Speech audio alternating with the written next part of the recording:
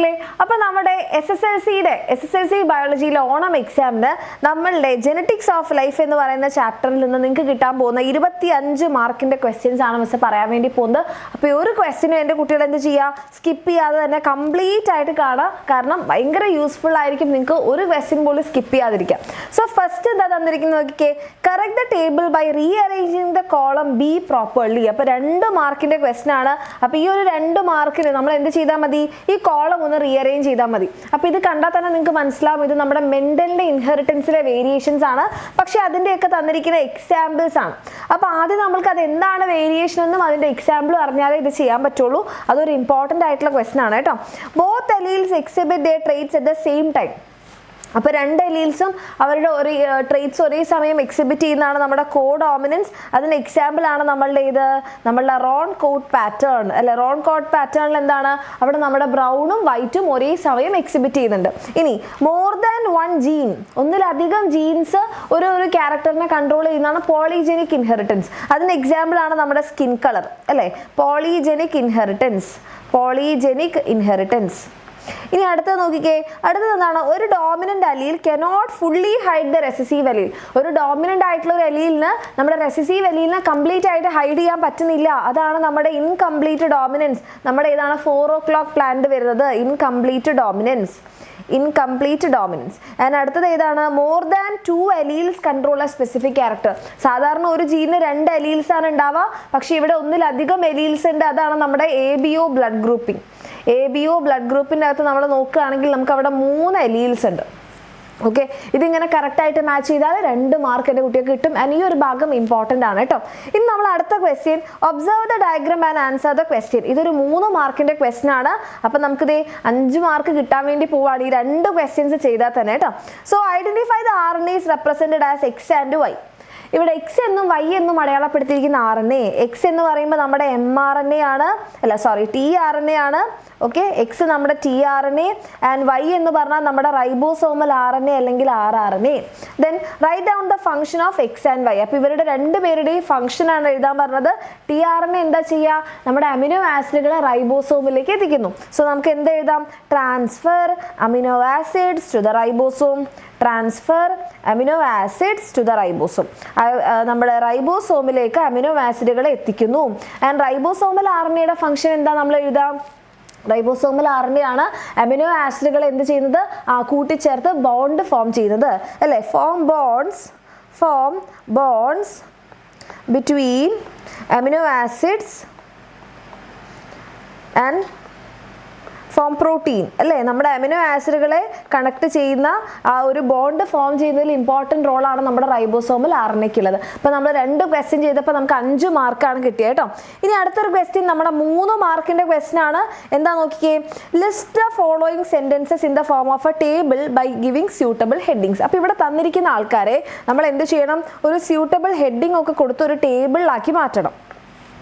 അപ്പോൾ ഇത് കണ്ടിട്ട് നിങ്ങൾക്ക് എന്താ തോന്നുന്നത്, മിസ് ടേബിൾ കുറച്ച് വൃത്തിയിൽ വരയ്ക്കട്ടെ.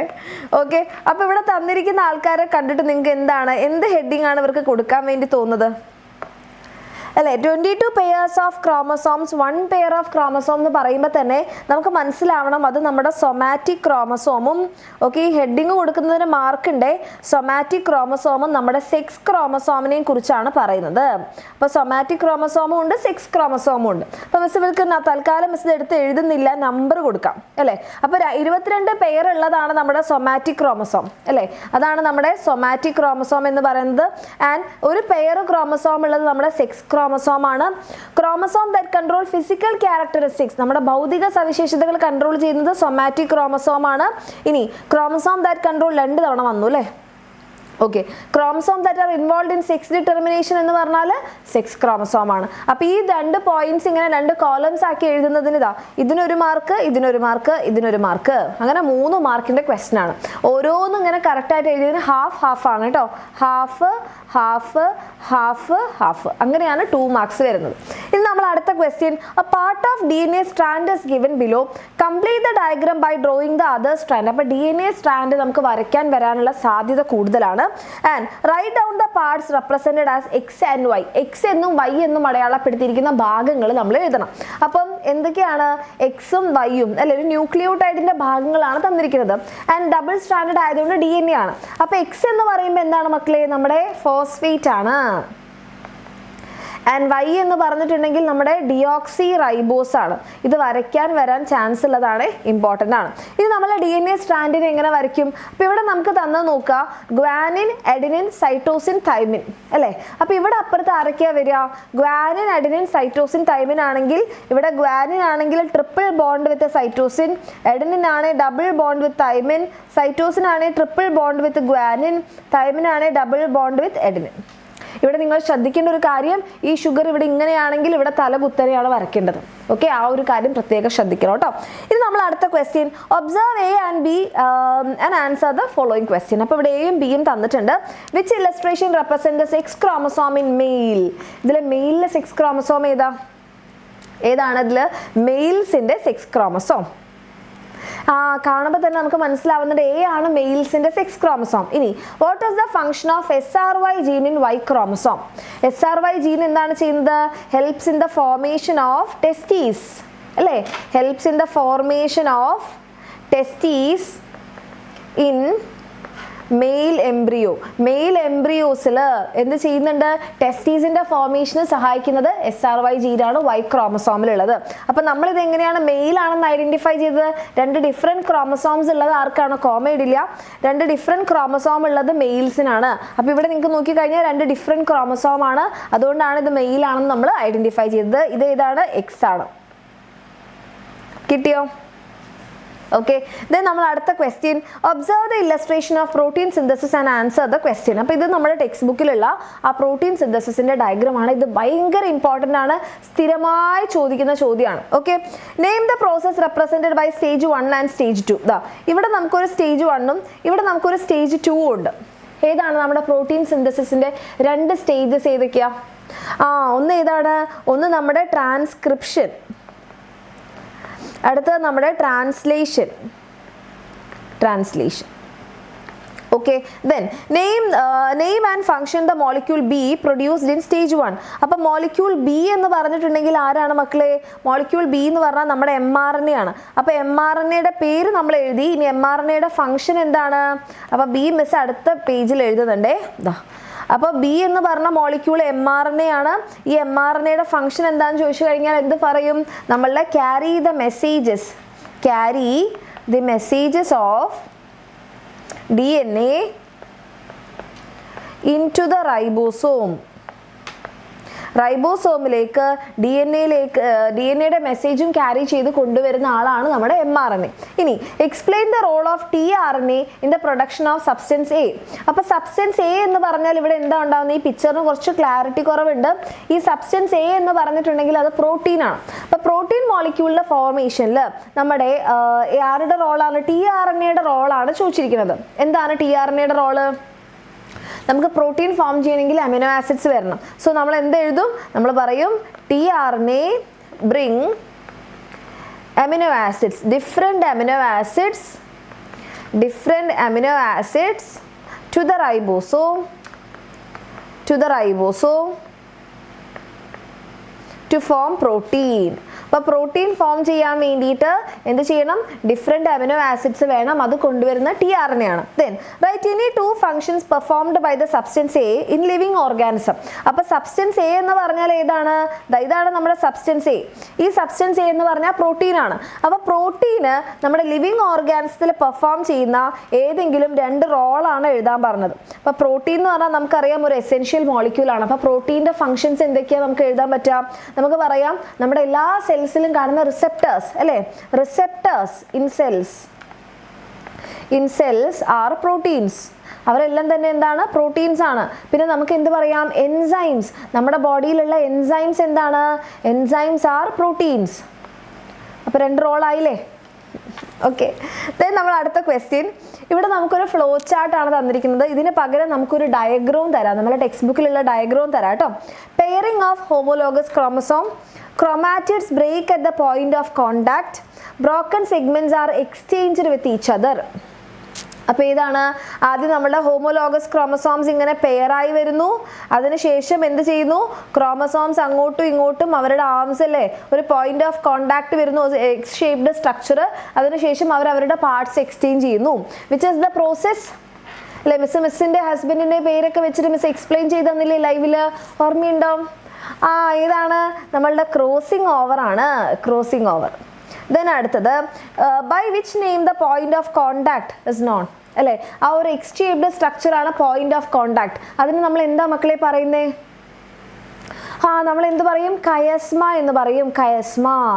ദെൻ അടുത്തത് what is the role of crossing over in the formation of variation? വ്യതിയാനങ്ങൾ അല്ലെങ്കിൽ വേരിയേഷൻ ഉണ്ടാക്കുന്നതിൽ ക്രോസിംഗ് ഓവർ എന്താ ചെയ്യുന്നത്? നമ്മളിങ്ങനെ ക്രോസ് ഓവർ ചെയ്തിട്ട് ഒരു പാർട്ട് അങ്ങോട്ടും ഇങ്ങോട്ടും എക്സ്ചേഞ്ച് ചെയ്യുമ്പം എല്ലീൽസിന്റെ റീകോമ്പിനേഷൻ മാറും. അപ്പോൾ എല്ലീൽസിന്റെ റീകോമ്പിനേഷൻ ഉണ്ടായി കഴിഞ്ഞാൽ എന്താണ്? റീകോമ്പിനേഷൻ ഓഫ് എല്ലീൽസ് എന്തിന് കാരണമാവുന്നുണ്ട്? വേരിയേഷന് കാരണമാവുന്നുണ്ട്. So crossing over result in recombination of alleles and which leads to variation. നമ്മുടെ ടെക്സ്റ്റ് ബുക്കിലുള്ള ആ ക്രോസിംഗ് ഓവറിന്റെ താഴെയുള്ള ഭാഗത്ത് പറയുന്നതാണ് കേട്ടോ. ഇനി അടുത്തത് ഇത് നമ്മളുടെ മെന്റലിന്റെ ക്രോസ് ആണ് മക്കളെ. ഇതൊരു ഇമ്പോർട്ടൻറ്റ് ക്വസ്റ്റ്യൻ ആണെന്ന് വെച്ച് പറയേണ്ട കാര്യമില്ലല്ലോ, വളരെ ഇമ്പോർട്ടൻ്റ് ആണ്. Okay, observe the illustration and answer the question. ഇവിടെ നിങ്ങൾക്ക് കാണാം, ഇവിടെ ക്യാപിറ്റൽ ടി ഉണ്ട്, സ്മോൾ ടി ഉണ്ട്. ക്യാപിറ്റൽ ടിയും സ്മോൾ ടിയും ഗ്യാമീറ്റ്സ് ചേർന്ന് ഫസ്റ്റ് ജനറേഷൻ ഉണ്ടായി. അതിനുശേഷം സെൽഫ് പോളിനേഷൻ ആണ് ഇവിടെ കാണിച്ചിരിക്കുന്നത്. Okay, what is the phenotype of the first generation? അപ്പോൾ ഫസ്റ്റ് ജനറേഷൻ എന്ന് പറഞ്ഞാൽ ഇതാണ്. ഫസ്റ്റ് ജനറേഷൻ്റെ ഫീനോടൈപ്പ് ഏതാ? ടോൾ പ്ലാന്റ്സ് ആണ് അല്ലേ? Toll plants. ദെൻ അടുത്തത് why was the plan with intermediate height did not form in the combination of tall and dwarf? അപ്പം നമ്മൾ ടോളും ഡ്വാഫിനെയും കൂടി കമ്പൈൻ ചെയ്തപ്പോൾ എന്തുകൊണ്ട് ഒരു ഇന്റർമീഡിയറ്റ് ഹൈറ്റ് ഫോം ചെയ്തില്ല? കാരണം എന്താണ്? ലോ ഓഫ് ഡോമിനൻസ് ആണ്. കാരണം ടോൾനെസ്സിന് കാരണമായ എലീൽ എന്ത് ചെയ്യുന്നുണ്ട്? ഡോമിനൻ്റ് എലീൽ കംപ്ലീറ്റ്ലി എന്ത് ചെയ്യുന്നു? Completely hide the recessive allele. Completely recessive എലീലിനെ ഹൈഡ് ചെയ്തിട്ട് ഒരാൾ മാത്രം ഡോമിനേറ്റ് ചെയ്യാണ്. അപ്പോൾ അവർക്ക് അവിടെ ഒരു ഇന്റർമീഡിയറ്റ് ക്യാരക്ടർ ഒന്നും കിട്ടാനുള്ള സമയമില്ല. എന്താണ്? ഒരാൾ മാത്രമായിട്ട് ഡോമിനേറ്റ് ചെയ്യുന്നത്. അതുകൊണ്ടാണ് ഇന്റർമീഡിയറ്റ് ക്യാരക്ടർ വരാത്തത്. നമ്മുടെ ഇൻകംപ്ലീറ്റ് ഡോമിനൻസിൽ എന്താ സംഭവിച്ചത്? ഒരു ഇന്റർമീഡിയറ്റ് ക്യാരക്ടർ വന്നു, പിങ്ക് ഫ്ലവർ വന്നു. കാരണം എന്താണ്? ഒരു എലീലിന് മറ്റേ എലീലിനെ കംപ്ലീറ്റ് ആയിട്ട് ഡോമിനേറ്റ് ചെയ്യാൻ പറ്റിയില്ല. ഓക്കെ, ഇനി അടുത്ത question. What are alleles and which are the different alleles of the character height? അപ്പോൾ എലീൽസ് എന്താണെന്ന് ചോദിച്ചു കഴിഞ്ഞാൽ നമ്മൾ എന്ത് പറയും? Alleles are different forms of a gene.